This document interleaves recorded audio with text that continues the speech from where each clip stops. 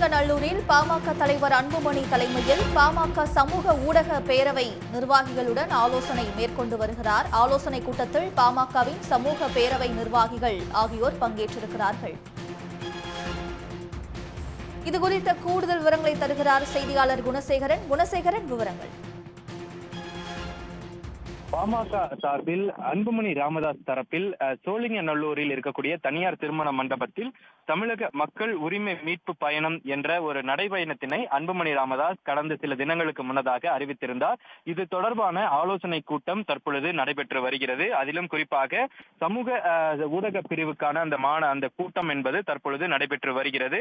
இந்த சமூக பேரவை நிர்வாகிகளுடனான அந்த ஊடக ஐடிவிங் என்று சொல்லக்கூடிய இந்த பாமகவினுடைய அந்த நிர்வாகிகள் கூட்டத்தில் பல்வேறு விஷயங்கள் குறித்து அன்புமணி ராமதாஸ் ஆலோசனை மேற்கொள்ள இருக்கிறார். அதிலும் குறிப்பாக அன்புமணி ராமதாசினுடைய மூத்த மகள் சங்கமித்ராவும் இந்த ஆலோசனை கூட்டத்தில் பங்கேற்ற இருப்பதும் குறிப்பிடத்தக்கது.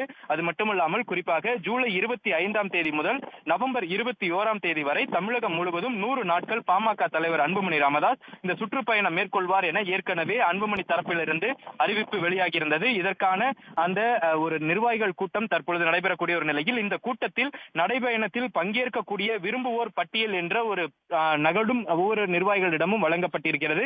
அந்த நகலில் பெயர், தொலைபேசி எண், மாவட்டம், ஒன்றியம், பொறுப்பாளர், தன்னார்வலர் என்ற அந்த விவரங்கள் அடங்கியிருக்கக்கூடிய அந்த நகல் என்பது வழங்கப்பட்டிருக்கின்றன.